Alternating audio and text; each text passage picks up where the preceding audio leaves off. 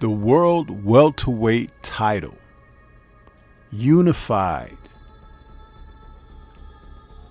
is going to take place in the women's division of boxing, when we get a chance to see champions Natasha Jonas and Lauren Price face one another for the WBC, IBO, and IBF welterweight titles.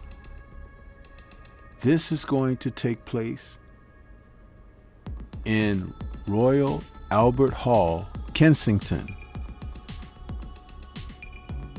UK. This is a good fight, y'all. A veteran champion against a new champion for the unified titles. And it may not go like you think it might. Something may take place here where you just didn't see it coming. But I'm advising you to tune in because something special will happen here. Let's talk about this fight a little bit more. It was just announced, and this is another one of those can't miss opportunities in boxing.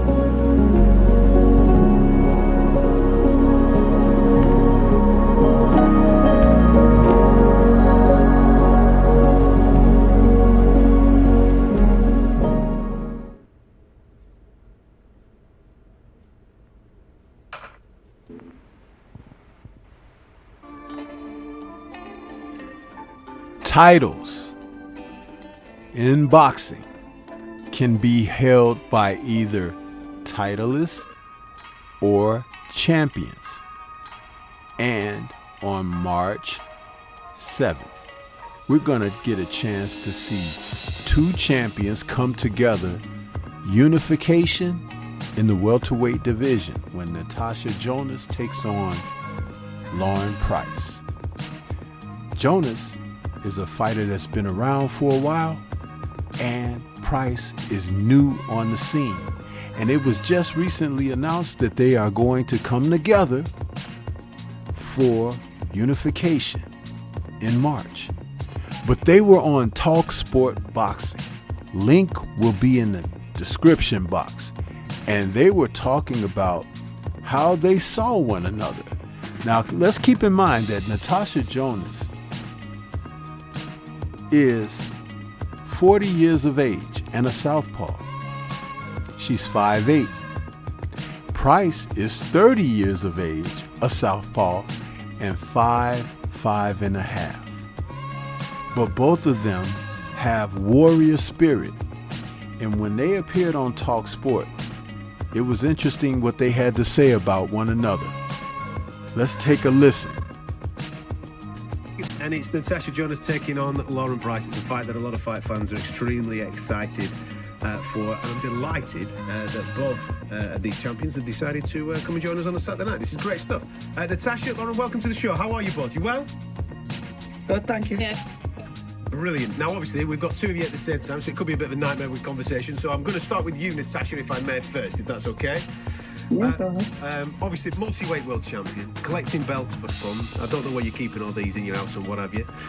Talk to me about the appeal of this fight with Lauren for you, because I've no doubt there's options on the table to do multiple fights. Why this one? Why does this one get the fire burning? This one was contracted for me. I was out chasing what I believe was bigger fights in the Katie Taylors, in the Michaela Mayers. But yeah, this is the one I've got. This is the stepping stone I've got to take to get the ones that I want. Look at that, that's look at that. And from Lauren, your point of view, this particular fight, you were obviously on the same card at the back end of the year, delivering a fantastic performance. You've already picked up World Championship belt, picked up the Ring Magazine belt. Why this one? Why is this the one that you want the most? I just think, you know, it made sense. We both signed to Sky and Boxer, and it's a great British fight. You know, I respect Tash, like I always say, but yeah, I think, you know, it's a fight that I've wanted for a long time. It's a fight I believe I win, and like you said, I've got 3 belts, she got 2, and that's it. I just want to, you know, become on the road. Well, my dream and my goal is to become undisputed, and that's it. It's just another stepping stone. Now, it's interesting how the two ladies are looking at one another differently. Natasha feels that there are bigger fights out there for her, whereas Lauren feels that this is a great fight at this time for herself because Natasha Jonas is an accomplished fighter, and Lauren can look at her and absorb the fact that with an opponent like Jonas and champion, if she's able to defeat someone like that, her credibility and respectability goes up a tremendous amount. Whereas Jonas feels that rematches against the likes of Katie Taylor or Michaela Mayer are higher profile fights for her, and she's in the twilight of her season. But this is the thing. Anytime you step into the ring, each and every opponent should be considered a dangerous threat to your position. And when we listen in more, you're going to find something about Natasha Jonas as she speaks about price. And it's not necessarily a good thing. Let's listen. Do you take any... Good evening, ladies. I know you're not smiling much and it's the new year, but I'd like to wish you both Happy New Year. Obviously, you're rivals right now for the next couple of months. Do you take any issue at all, Lauren, with Tasha saying there were bigger fights out there? Obviously, this is an undisputed fight. She obviously feels that she could have had other fights. And easier fights. Sorry? Easier fights. Is that how you see it? Well, I just look at it as in, like, I get it. Obviously, I'm in my prime. I've had 8 fights as a professional. You know, I haven't lost a round. I'm Olympic champion. So I totally understand why she doesn't want to fight me. Now, see, Price is coming back with the fact that she recognizes that she's in her prime. Price is an Olympian and an accomplished now world title holder. But she's being dismissed by Natasha because Natasha feels that it's not time for Lauren Price yet. These are bulletin board points that Price is going to use when they face one another to her advantage as we continue. But at the end of the day, she's world champion, I'm world champion, and I believe, you know, the best should fight the best. Tash, we've seen you for years in brilliant fights. I was trying to use the expression, we use the expression old man in men's boxing. I was going to talk about old woman in this fight. Is your experience in this fight going to be the telling factor as well as your style? I think experience, IQ, there's a lot of things as a professional that Lauren hasn't been through. But just to go back to her comment, do you honestly think you're a better fighter than Katie Taylor? I'm not saying that, but Katie Taylor's below us. Well, that's what you just said. You just said I was chasing easier fights. So You've boxed Katie Taylor twice, so why would you want to box her again? I've don't boxed her get as it. an amateur and I've boxed her as a professional. Would Yeah, you but not like to? Would you not like to avenge your losses? I've beaten you as an amateur. You've beaten me as an amateur? Yes, I have beaten you as an amateur. We've never boxed. I've beaten you in the World Championships When? in You 2012. boxed me. You boxed Becky. Becky Price, not Lauren Price. Sweet. Wow. Now, this is where it really gets interesting, where Natasha feels that she fought Lauren in the amateurs. Lauren is 10 years younger, and she's going to point out why it was that they've never faced each other in the gym or in the amateurs. But here we are, Natasha's showing her age, and not only that, she's actually showing a little bit of arrogance that is kind of off-centered. Yeah, so I've never shared a ring with you, so you got that wrong. You've been on camps with us. Yeah, I've met Tash. You got on GB, right? You went in 2012. I didn't get on GB, right, until 2017. Me and you have never shared the ring, and you know this. So Why didn't you get on GB? because I was behind you, like I'm 10 years younger than you. It's not hard, is it? You at the time wasn't good enough. All right, okay, yeah. Yeah, it comes with experience. You're 10 years older than me. And I still got that 10 in years 2012, experience. I wasn't good enough. I was learning still right got on my that craft 10 and I years become one of the experience. best amateurs to ever come out of GB. And my accolades speak for themselves. So I think we both know that. Do you think if Clarissa was in the amateurs at the same time, you would have won a gold? And do you think if Sav was still around, you would have even got on the GB team at I beat 75? Savannah Marshall in 2015 in Boxham. I didn't get on GB then, but I beat her. That's what opened the door for me. I went to Boxham, I boxed Sav, Savannah Marshall once, and I got the win over her. That's what got my foot in the door. Yeah, I've always been small at 75, but you know, going back years ago, there was only 3 weights, and I had no choice to fight the 75. And I boxed Savannah, I beat Savannah, and when I first come on GB, they all said I was too small, but my style, my skill, my speed, I proved everyone wrong. Wow. Lauren is cutting her up in this situation. Now, this is the funny part. She has a victory over Savannah Marshall. As she said, they fought at 75. That means that Lauren had to have a tremendous disadvantage against Savannah, who is so much bigger, stronger, and a heavier fighter with punches. And she has victory over Savannah. And don't forget, Savannah had a questionable win in the amateurs over Clarissa Shields, where it was basically biased judging. And for Lauren to have defeated her, and they were both from the UK, you have to understand that Lauren is a damn good fighter.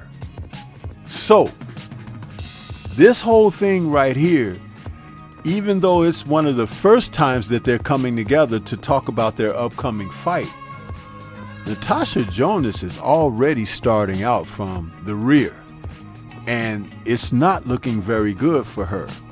We'll continue. So you And still that's think it. you would have beat Clarissa? I haven't said that. That's a potential fight asking you down the the question. line. Where I'm at right now is a fight with you at 147, and I believe I'm the best at 147, and that's We'll it. see. You'll Listen, see. ladies, this is one of the reasons why we have such an appetite. This has become, or will be, a massive British bragging rights fight, won't it, Tash? I believe so, yeah. Like I say, I think she opens the door for bigger things. In boxing, you lose and doors quickly close. I've experienced that before. I don't want to experience it again, and I want to keep the doors open for the bigger things that I think are ahead. Natasha, do you want to fight Lauren? Or did you want to fight other fighters? I did want to fight other fighters. I've never made any secret of that. I think, you know, like I said, the Katie Taylor fight is huge, regardless of what Lauren thinks of why I want to rematch someone that I've lost against too. Because I do. Yeah, because I want to avenge a loss. I think most people would want to. We've seen 2 Serrano fights because of that. And I also think the Michaela Maya fight is a bigger fight. I don't think Lauren brings anything bigger for me to the table. I bring a lot for her to the table, I get that. But I don't think she brings a lot for me, and that's why I wanted other bigger fights. Okay. Now, that comment right there about bringing something to the table. When you're a champion, and Natasha is a champion, she has defended and she has achieved in multiple divisions. So she's not just a title holder. But when you have that mindset toward opponents that are hungry, fresh, and coming on, there's a certain amount of respect that should be given. But also, when you think about it, she's kind of dismissive in an arrogant manner. And she's only taking on Lauren because she's contractually obligated, because the powers that be that made the arrangements with their contracts said if A beats B and B beats C, the winners will come together and so forth and so on. And this is why that they're heading up. And this is not a favorable situation for Natasha. And you have to still have a warrior's edge in your approach to this. And that's why I said being one of the first promotions out of the gate is kind of showing vulnerability there. And I'm not so certain that she has, maybe her switch will turn on as they get closer to fight date. But I find this very interesting. And I'll give a breakdown of this fight as we get closer to the fight date. But this is just an interesting interview that I thought I ran across and just wanted to share my thoughts on reviewing what was said.